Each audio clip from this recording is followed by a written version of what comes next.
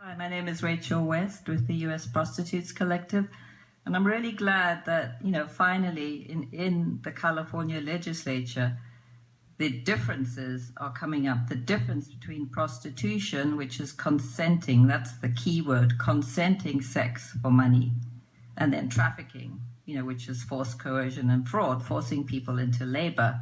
I mean, that's really important to distinguish.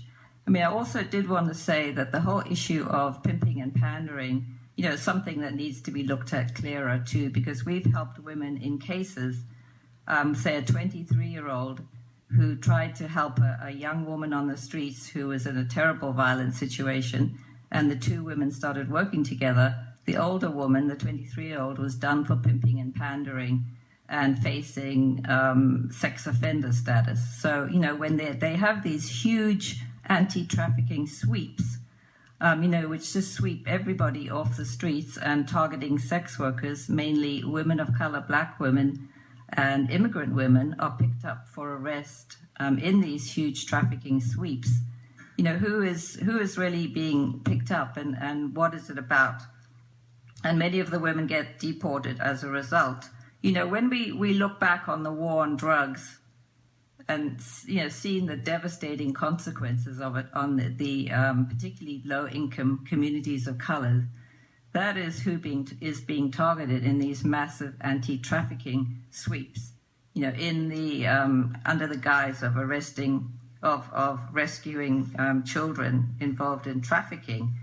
But I think we really have to look carefully at how anti-trafficking, these huge raids and sweeps are impacting Black and immigrant communities, because, in the San Francisco human trafficking report that some people have mentioned, so, there were some statistics that really stood out.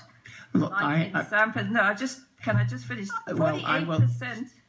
Okay, first of all, I've read the report and I agree with you. So I will say that the statistics there were pretty awful. If you could sum up in the next 30 seconds.